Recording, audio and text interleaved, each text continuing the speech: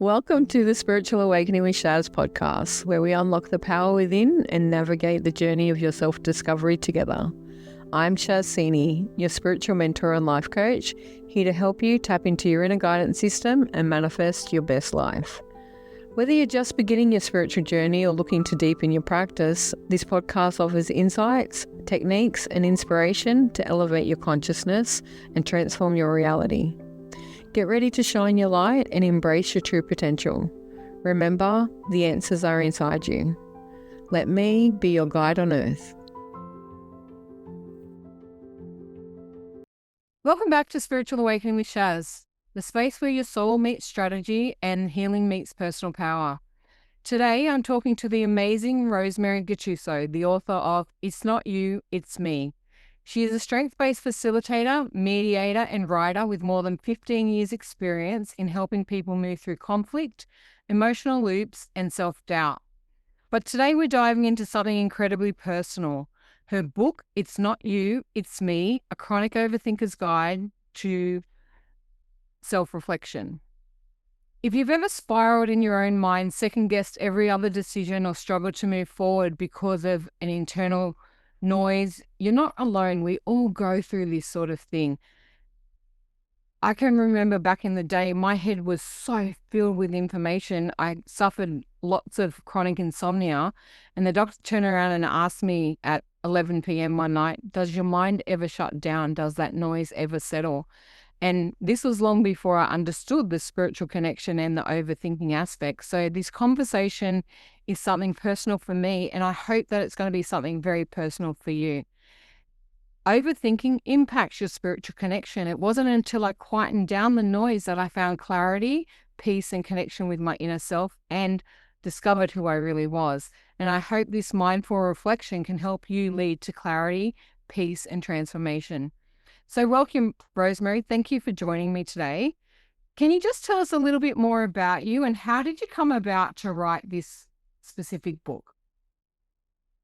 Well, it's really a combination of the different parts of me and, the journey that I went on in my professional career as well as personal really coming together.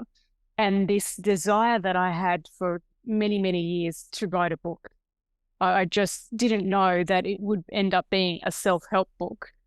And, based on my work as well, because I was writing stories for many years. And then I, went overseas and had a bit of I don't know if awakening is the right word, or just, had fallings out and being a solo traveler and all those things, and decided to write my story. And so I wrote about a chronic overthinker. It was called Inadmissible Confessions, the story of a chronic overthinker. And that was really about me and my challenges and the hurdles and what helped me and what I noticed about myself, as well as what I noticed in my clients who were, going through family court, family mediation, and the way that they managed their own adversity. So it was a merging of all of this. And in that book, I wrote the last chapter as a self-help book, a self-help chapter based on what the main character did and what helped her. And so as the story, I guess, evolved and was ready to be published, I realized that I had to decide whether or not I wanted to write a story or a self-help book. So that last chapter then became the entire book, and I expanded on that. And it's, as I said, about the way that I face challenges and the patterns that I noticed in myself, as well as working with people in conflict on a daily basis, seeing the way that they respond to their challenges as well. I love that. And that is exactly how, for me, channeling information and working with that spiritual connection evolves. You have an idea and you think it's going down one pathway, and then your spirit guides and the universe steps in and says, why don't we just track it down this pathway and see where that takes us? That's a beautiful aspect of self for me. So who is this book written for? Who's the ideal audience that will get the most out of this book? When I wrote it, I really wrote it for, women, say in their mid-30s and onwards, who had successes or achievements in, many areas of their lives, but then seemed to make repeat patterns or repeat hurdles in one or two specific areas that, it didn't really make sense as to why they were so competent in other aspects, but not in others. So that was really who I wrote it for. But I find that I get a lot of feedback from people who don't really fit that demographic, but find it helpful as well. And I love how the universe makes that happen too, right? One of the big things that I like to teach people is that you are here to learn lessons, and you're here for mastery of certain aspects of life, of growth, and going through scenarios where you get the results that you're after. And if you don't find the answer, the resolution, or the lesson behind it, you will repeat it over and over again. And even though you can be so competent, as you said, in other areas of your life, there'll be one part that's a bit failing and it upsets us, but it's simply because we're not looking at it from the right perspective. So that's a big windfall for me, because I know so many people that do it. And the audience, we don't like to narrow things down or niche them down too far, because it is for a broad, wide community out there. And the struggles are the same regardless of what they're going through. It's a really powerful aspect that. So how do you personally define overthinking? Well, I would say that overthinking is really the way that we analyze a situation and what our situation that we find ourselves in. And so when I started working as a mediator, I was working in an organization that really prided itself on being strengths-based, and they use the strengths-based approach. And so the strengths-based theory really states that all our thoughts, feelings, and actions can be classified as coming under either what's wrong or what's strong. So then overthinking, then using the strengths-based lens, is an analysis of a situation that focuses on what's wrong. Yep. Beautiful. And what are some other sneaky ways that it shows up? Well, it's also about how it makes us feel. Mm-hmm. Are we having those sleepless nights? Do we feel heavy? Do we feel regret? How is it showing up? Are we having headaches? Are we feeling sick in the stomach? It's because generally overthinking feels heavy, and it has a tendency to focus on the past. And so when we focus on the past, then it's harder for us to then, take risks or pursue our goals or even make decisions, because we're so caught up in the way things went wrong, or things could go wrong again, or I've been harmed. And there's a lot of judgment, there's a lot of criticism, and blaming, denial, victimhood, you name it, it's all there. Anything that could come under what's wrong. Yeah. But then if we look at then how do we then move away from this? Well, one simple way is to then, look at what's not happening. So when I'm in judgment mode, I'm not doing the opposite of judgment, which is non-judgment, or even I'm not showing understanding. So we have clues in how we're feeling and what's happening for us to show us the alternate path. Absolutely. I'm hearing you on that path, because I see it so often in people. And to me, I can always tell when we have chronic overthinkers, when I see clients myself, is the weight that you feel on their shoulders. And I'm an empath, right? So at the moment, as you're talking about that, I can feel that whole weight. Now, many years ago, I used to carry, my spiritual teacher told me, it was like a trash receptacle, imagine a big skip bin of all my rubbish thoughts, and they sat on my shoulders, and it was like, oh my God, I'm so heavy, I'm dying. And that's what it feels like. It is so heavy. And even the sensation of it, I can feel that heaviness of what it is. So it's a powerful aspect of what you're describing, because your words are creating the true feelings of it as you express it. And it's beautiful to know that when you pick that up and let it go, I felt like a giant. And I wish and I pray that everybody gets a chance to feel like this. Carrying burdens and thoughts from the past literally kills us, and it slows us down, creates all sorts of problems, and we don't deserve that. The past taught us something, and as long as you learnt it, let it go and live. And that's part of the big message that I hope to share with people. So this alignment of that, thank you. It's beautiful. Because when we're in overthinking mode, it's hard for us to then see a mistake as a learning opportunity. Right. And we tend to sit more in the mistake, beat ourselves up, be ashamed, and maybe even stop ourselves from moving forward or giving it a go or trying because of that. So, but whereas when we're more towards reflection mode, we can sit there in non-judgment and extract the learnings. And sometimes we're not ready for it.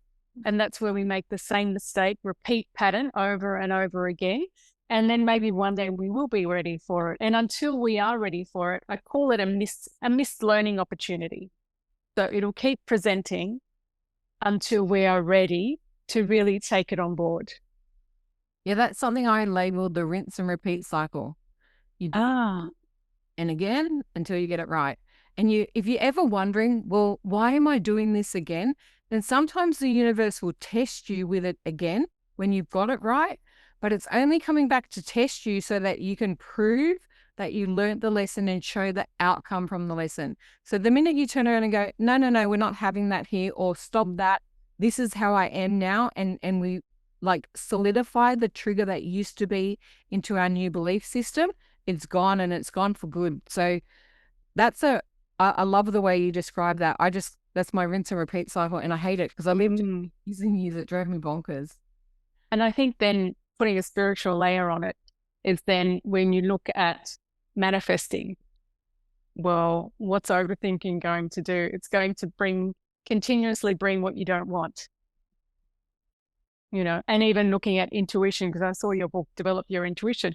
When we're in overthinking mode, then it's easier to then interpret what we think is our intuition, but it's actually a negative assumption or a judgment that we've made based on a fear.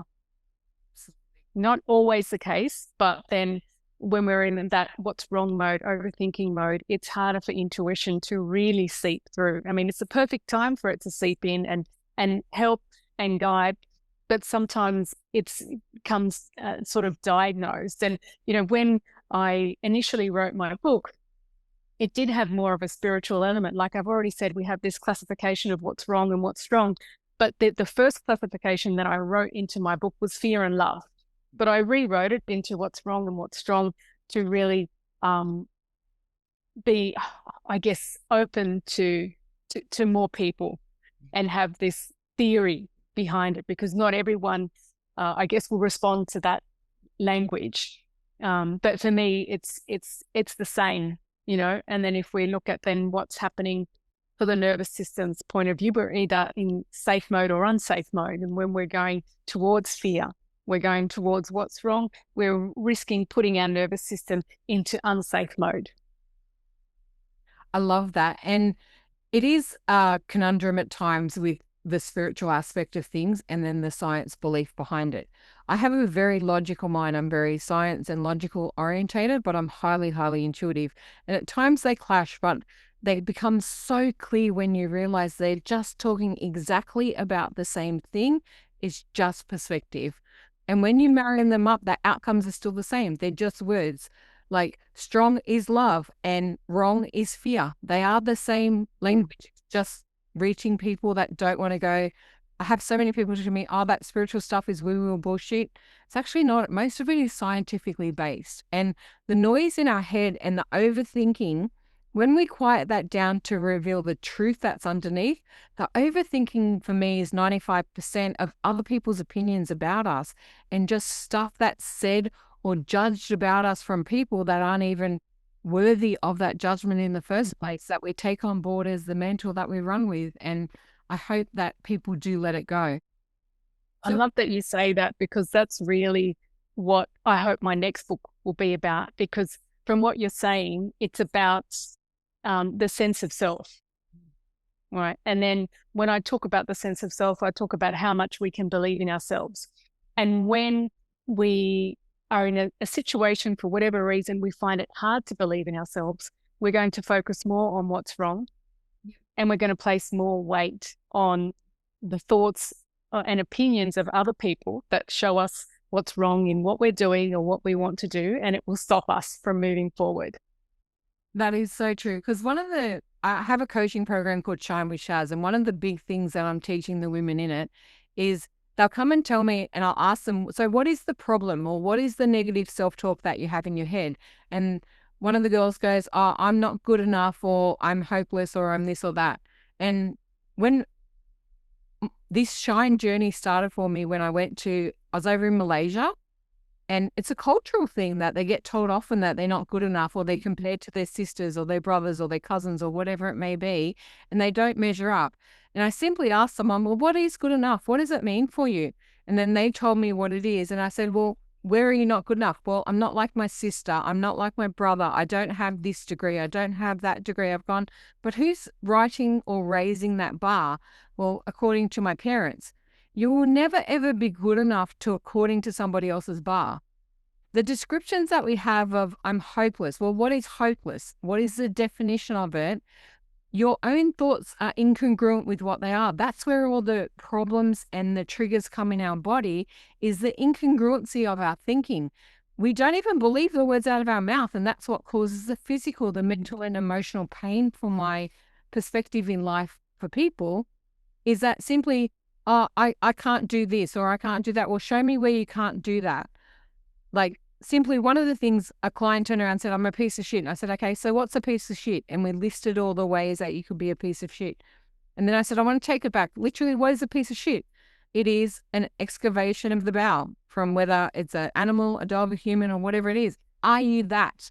Is a piece of shit you? Can you be a piece of shit? No, you can have a shit, but you're not a piece of shit. They are two different things. So calling yourself a name that's not true causes discord within the body, and that in turn turns into disease. Mm-hmm. And that clarity is one of the big messages I try and help people get to. We become the master, like we become what we think about all the time. And the things we say to ourselves and how we think about ourselves, a lot of what we're thinking is somebody said. So where did feeling like a piece of shit come from? Well, back when I was 5 years old, my dad called me a piece of shit. That goes back into the unconscious mind and it stays there. And we equate that to our own truth when it's not true. And the minute you can disbase the clarity of what are the meaning of whatever the words are or what you're calling yourself and the truth, that's where freedom comes, and that overthinking disappears, and we clear our triggers and we get rid of old thought patterns. And what really comes out to me about what you've just shared is that a lot of the times these thoughts or narratives that we have of ourselves stem from what other people say or think, or how we've interpreted someone's actions or inaction or thoughts. And what we've done is we've actually put the spotlight on someone else. So part of the process is also, how can we put the spotlight on us, so that we are going to compare ourself, our current self, with our past self. And we are going to have set up goals for ourselves that we want to achieve, or dreams, or whatever it is, based on what's important to us, not what we think someone else wants us to do or what someone else is doing, and then maybe we should be doing that. It's about shifting the spotlight on us and also having conversations with ourselves that focus on what's strong rather than what's wrong.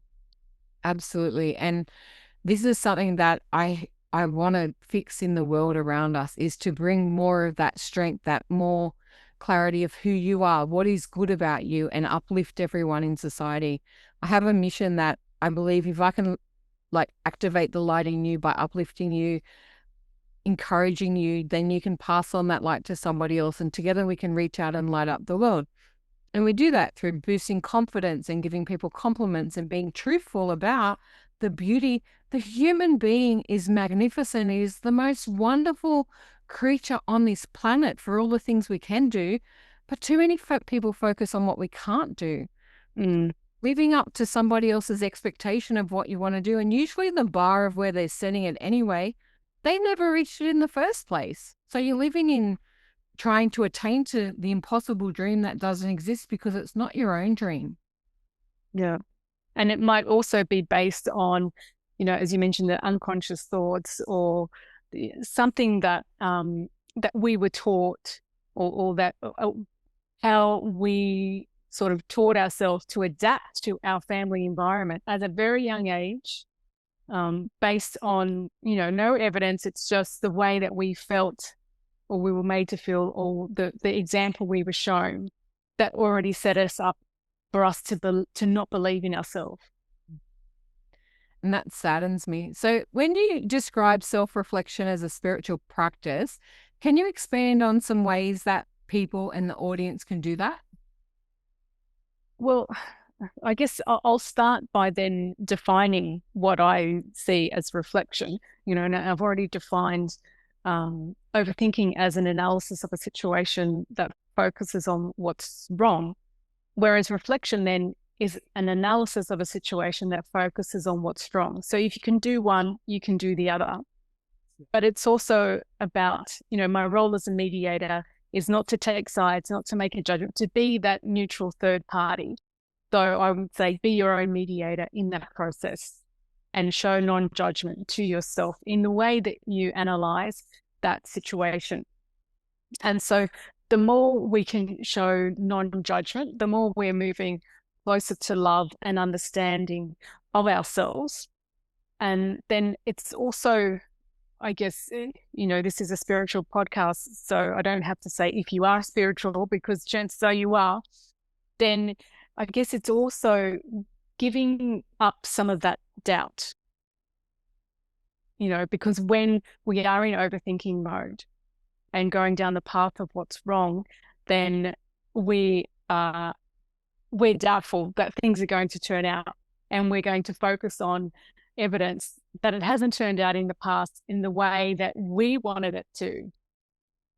But maybe there's another plan that we don't know about that has to unfold, and there's still a different path for us. And that's really funny because it reminds me of an aspect where a lot of people play the what if game. So what if this goes wrong? So they live in fear. Well, what if this doesn't work? What if that doesn't work? When the true fear of what they're suffering with at many times is the fear of what if it does? What if it works out? What if this goes right? What if I have the success I want? What if I achieve the goal that I want? What then? Because it's so unusual for them. And that self-reflection and that self-awareness brings about the worthiness question of, am I worthy of having that success? And that stops people from achieving and going after those big dreams and goals when it's unnecessary. Chances are we don't need to live in that fear of what can go wrong because we are safe and secure in ourselves. But what if the universe did support you and bring you all the joy and the love and the wealth, abundance, whatever you're asking for? What if all the success that you want is available to you? Isn't that worth the effort of thinking about it and allowing yourself to receive that? Yeah. And I think sometimes we just get so set on the way that we want things to happen, that then that can cause us to spiral when things don't turn out the way it's apparent that it's not going to happen that way. So I'm going to have to go down another path. And one practice that, I've done for many years and do encourage,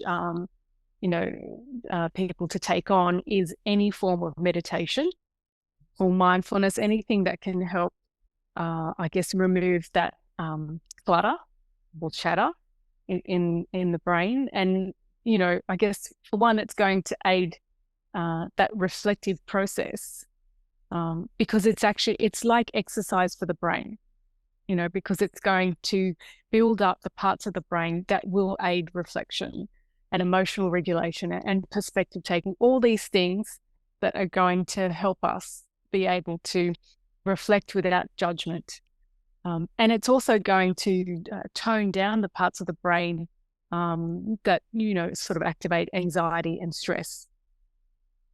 So there's that sort of scientific layer to a spiritual practice that will, continually help to boost reflection and connection. But also, I guess the proviso here is that I know that many people say, I can't do it.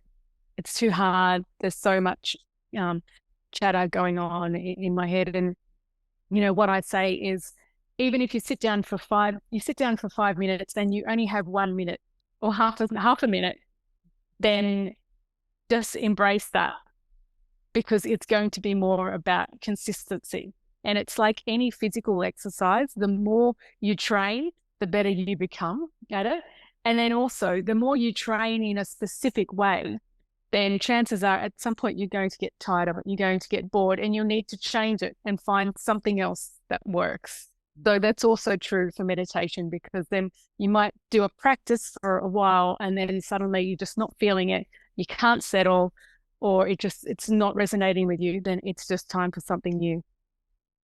I love that, because a lot of people sit there and go, "Oh, it's too hard. I can't do this," and it was hard work getting into these bad habits. It was hard work creating the pathway that led you to where you are. Yes, it's going to take effort and change, but small increment changes, little things, 30 seconds one day, do that for a week. Next thing you know, you're doing it for a minute. Next week, you're doing it for 3 minutes. The week after, you're doing it for 15 minutes. Then you can be doing it for 5 or 10 hours if you want to.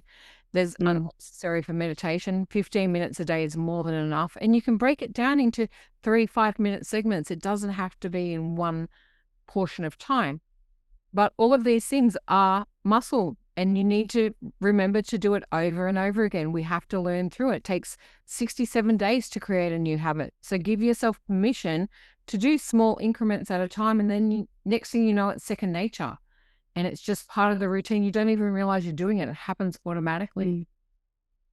And then it doesn't have to be this traditional sort of strict way that people view meditation. I mean, it could even be a walking meditation, or just any sort of mindful practice that helps you declutter from your thoughts. You know, some people do, like, even coloring in, just any sort of practice that helps.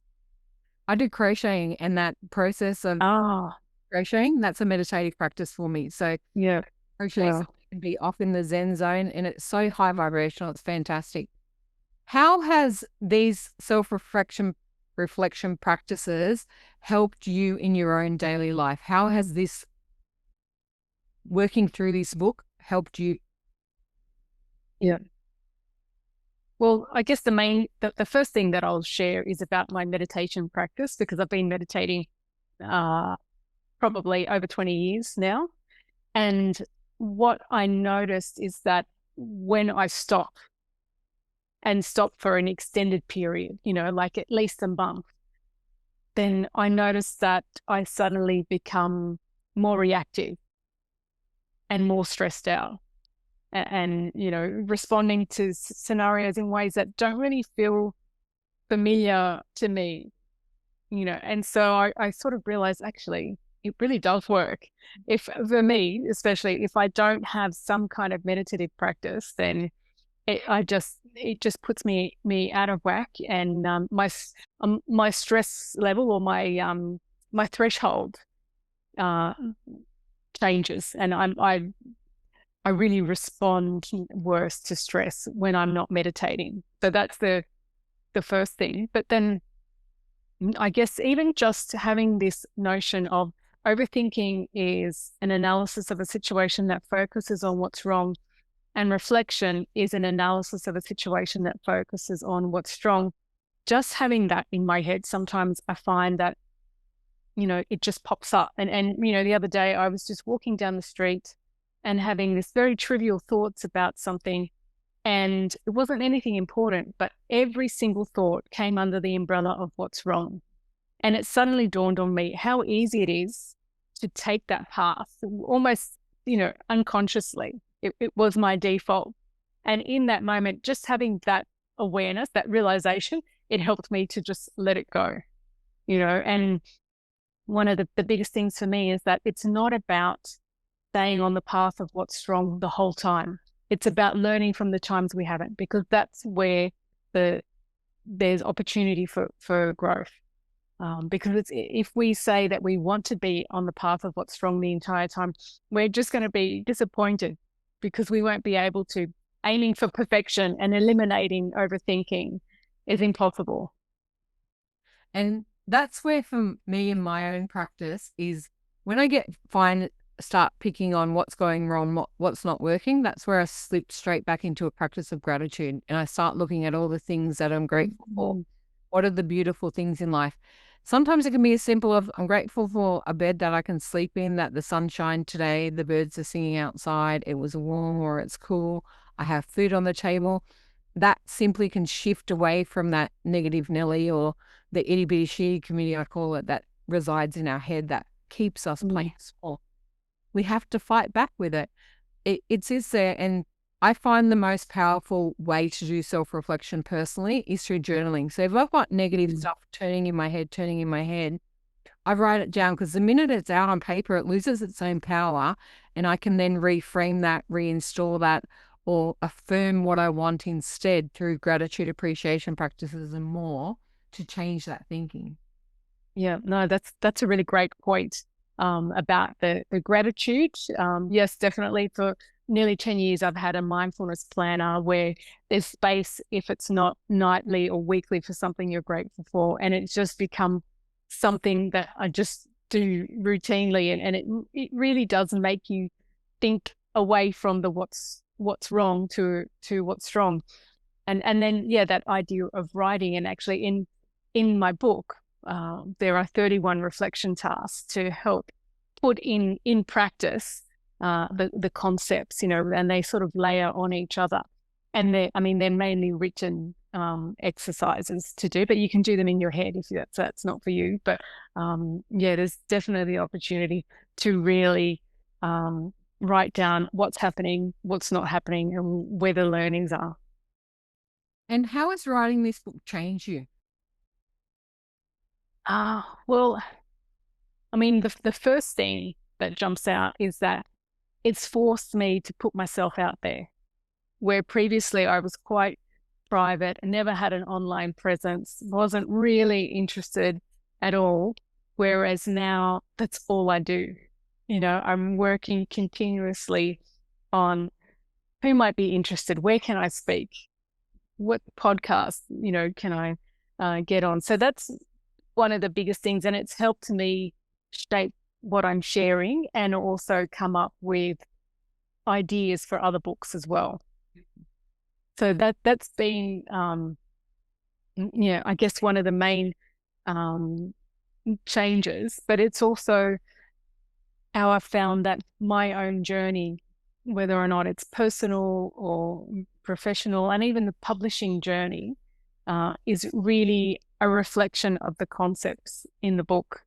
I guess I went from having a traditional publishing contract to self-publishing.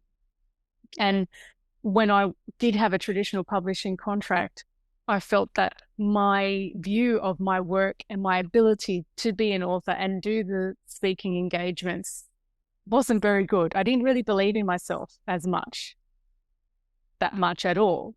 And so I needed someone else, a publisher, to say, hey, I think you've got a good idea here. Yeah. And then as soon as that relationship panned out and developed, then I realized, hey, I do have a good book and I actually don't want to publish with you anymore. So I'm going to self-publish. So it's just interesting how there's so many parallels, and even, in my work as well. And it's all, at one point where there was some kind of trigger that helped me to believe in myself, or where I was seeing more evidence of why I should believe in myself. And then I started believing in myself, and then I was given more evidence, because it's kind of like, if we take the path of what's wrong, then as we take that path, we continually receive more evidence to support that narrative. But the same goes if we take the path of what's strong, we will receive more evidence to support that as well. And that's why I love the practice of gratitude, because they always say, whatever you find grateful for, you'll always find more to be grateful for. When I'm manifesting, I have a gratitude list. And Steve Harvey taught me this many years ago when I needed to come out of this hellhole of my own creation, of how to do it. And you have the gratitude list, and then you have the list of what you want and desire.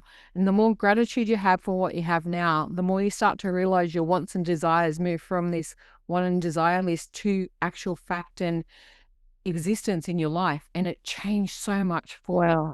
And most of the things on my want and desire list weren't actually material things. I wanted to believe in myself. I wanted to love the work that I'm doing. I wanted to have opportunities to talk to people, to share the soul's journey, to create my cards and my books, and to be who I am. I wanted a chance to live as I am, to have a spiritual life of understanding the soul and its introspection with other people, of why we're doing this and why we're doing that, and share this message with the greater world. And they all move through that practice. And the strong aspect is that I created this podcast from those wants and desires, and I love it. I love and thrive and share stories like yours with other people, because we're using some slightly different language nuances, but the message is the same. And I'm so grateful for that. I can't even fully express. I get tingles when you talk about it, and I go, because I did that, but I did it in a slightly different way, but it still has the same result. And that's important for me. Wow, that's amazing. I love that. And especially the gratitude and the manifestation list. That's so clever. Like, one of the other gratitude practices he taught me is to write what's called a 300 list, where you write down 300 items. And these are more physical, material things that you wanted. Some of it's emotional and stuff like that. And you tick off and you say thank you for everything that you get. And every now and then I go and review it. And the same with my vision boards. And this year I've been manifesting a new car for a couple of years now. And I've got my new car and it's sitting right just on my side of vision. And the gratitude and love I have for that, to know that it's gone from my vision board to my driveway, is like, I'm so happy about it. It's like, gives me tingles. It's amazing. And just the joy to know that. And I shared that with my sister-in-law on the weekend, and the love and respect from that was really well received. This stuff works. And if you do it yourself, you will change and become strong in so many ways. You won't recognize who you were. And I think when we are in a situation where we think, oh, if nothing's working out for us, then there are so many clues there. There is something, I guess, lacking in our belief in ourselves, or in our belief in the system that it can work, our belief in the process, that maybe we think it will happen for everyone else, but not for us. And whether or not we realize that, or we still have some doubt that we're not good enough to achieve that. And so that's where, some of the written practices in my book look at, well, what are our thoughts, feelings, and actions in relation to that scenario? And that will show us where the deficit is, in which area is this lack of belief, and how can we flip it? If it's going in under what's wrong, what would it be if it was under what's strong? Absolutely. And one of the most confronting things one of my coaches ever said to me a couple of years ago, I used to be one of those people that said, well, nothing's working out for me, or that's not working out for me. And they'd say, come and try this. And I go, well, that's not going to work out either. And they said to me, like, well, what's working or what's not working? And nothing was really working at the time. And the confronting comment was, well, how's that working for you? If it's not working the way you're doing it, why don't you try this and see if you get a better outcome, you get a better result, you get a better behavioral change, whatever it may be. And so I went and, like, it was basically like, well, that's not working for you, do this. And that confrontation made me make that change. And sometimes we do need a coach that can stand up to you and tell you that. How's that working out for you? It's not working out. Well, why don't you try this? A lot of people go, oh, that's not going to work either, or I don't want to do this, or it's too hard. Choose your hard. And when I chose to go and do the things they were recommending and changing the practices, moving into gratitude, doing meditation, finding the peace within, letting go of the shitty thoughts, choosing myself first, putting my needs above everybody else's, life did a whole 360, and it's phenomenal now. And it's when you're going through it, you can't see it. It's never going to get better. It's so hard. But micro steps, one minor change, 1 minute of meditation can alter your habits if you do it daily. And I think also it helps to have a role model who's had, a story like yours, or even a celebrity who, we know has gone through some massive adversity, abuse, you name it, yet they've been able to put that behind them in whatever way and succeed. So sometimes having that and knowing their story. You know, a lot of these sort of celebrity survivors have their memoirs out there, or there might even be a movie about it loosely, and that can be inspiring. Or it might be someone in your family, someone that you know, a friend who's really overcome so much. Then that can also be helpful to see that, well, we're not alone and it's not impossible. It's definitely not impossible. And I'm so grateful in life that I've come across people like that. I mentioned Steve Harvey. He was a big turn point in my life. Lisa Nichols, another coach, massive turn point. Her saying, you are your own rescue, switched a massive dynamic within me, and it altered my whole life. It's why I chose to go into coaching. And have a beautiful family member, my cousin Julie, and her lifestyle, the things that she's overcome. And if she can overcome all of that, then the stuff that I've done, it's got to be easy. There are so many things that are worse than what you're going through. We just have to get out of our own head of thinking it's just us. Look outside the circle that you enclosed yourself in and break through a boundary so that you can look further afield.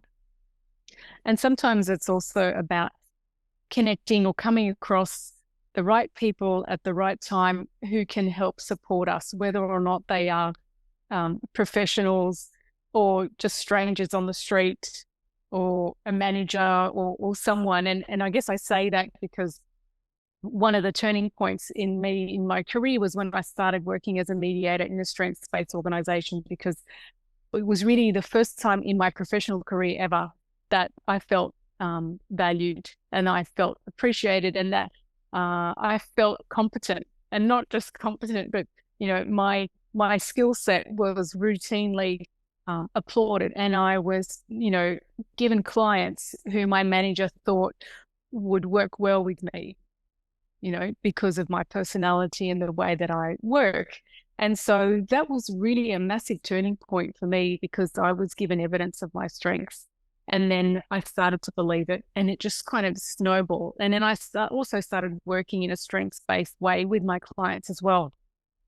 But that to me was the real turning point, and it impacted not just professionally, but even personally, because it's all connected. If you don't believe in yourself in work, you don't believe in yourself personally, you know, at home. So it was just one of those, you know, really pivotal moments where I had this, you know, amazing manager that just helped to plant the seed for me. I love that. And having amazing people in your life like that is just a beautiful, beautiful experience. For someone that's so lost within themselves and they're chronic overthinking and they don't know which way to turn and they are stuck in that victimhood, what is the single most easiest step? You mentioned meditation, but is there anything else that they can do to start today to start shifting that negative overthinking? Yeah. Well, I think one small practice, which is really stems from my legal background and my tendency to jump to negative conclusions and negative assumptions about things. And, you know, sometimes I'd been in situations where I'd made a negative assumption, got really, really upset, disappointed and hurt by someone. And it just really, I embodied that for some time, you know, but then I thought, hold on a minute, I've studied law, and the information that I relied on would not be admissible in court. You know, it couldn't be used as evidence. So why am I placing so much weight on it? So then I say, let's apply the rules of evidence to our overthinking. If it's something where there's no witness, and a witness could be a person or a thing or a document or whatever, if there's no witness to verify it, then we should perhaps reconsider how much weight we put on it. And I did share that I made an assumption and I really embodied that discomfort and disappointment. And then maybe a month or so later, I received new information that showed me how wrong I was about everything. And it really just hit me how impactful, negatively impactful, making an assumption or jumping to conclusions that generally comes under the umbrella of what's wrong and would be inadmissible in court. So let's try not to rely on it. So just say, is this admissible in court? Could I rely on this? And if it can't stand in court, why am I placing so much emphasis on it? Because, we make an assumption or come to conclusions about something, and then it stops us from doing something, or we do something to prevent a potential harm. That's how things can sort of spiral into something massive over something that exists only in thought and is generally not true. That is the best analogy ever. And hearsay is a fine thing, right? But hearsay is not permissibly court. Just because they said it doesn't make it true. That's right, because it would knock out opinion, rumors, anything like that, He's the best ever. I love it. Thank you. So where can people get the book, Rosemary, and how can they work with you further? Sure. Well, I've got the book available on my website, rosemarygattuso.com, but it's also available at most online bookstores. And if they don't have it, and even physical bookstores, if they don't have it, they can order it in for you. And it's available in paperback, ebook, and audio. Fantastic. I'm excited. I'm going to get a copy. I want to read it. I'm very excited to do that. Thank you so much for your words of wisdom and sharing this beautiful journey with us. I value all your insights, and I'm going to take that one to the bank. I love the lawyer side of things, and it's something that I can use and share with my clients too. Would this stand up in a court of law as pure evidence? And no, most times it won't. And that's what I say to people. What is the description of what are you calling yourself? Is it true? And we hold things that are not true and that are unworthy of us and detrimental to our soul, and we don't need to do that anymore. That's right. And look, there is an exception to that rule, and that is intuition. Yes, absolutely. But sometimes when we're in that what's wrong mode, then it's hard for the intuition to come through, even though we're dead set say that it is. Sometimes it isn't. And for me, I've learned how to listen to my intuition or what it feels like when I haven't. And then I'm like, oh, that's what it was. Okay, so thank you so much for that. It's not you, it's me. It's more than a book. It's a guide, a mirror, and an invitation back to clarity. Check it out. I will have all the links to Rosemary's shop, her website, her Facebook channels, and how to find her on the episode information for the podcast. Please go and check it out. Reach out. Feedback is very, very welcome. Don't forget to like and subscribe to the channel and follow us for more. And until next time. Thanks for listening to the Spiritual Awakening with Shaz podcast. Don't forget to like and subscribe down below so you don't miss an episode. You can also follow us on Facebook with the links below. Until next time, trust your intuition and let your spirit soar.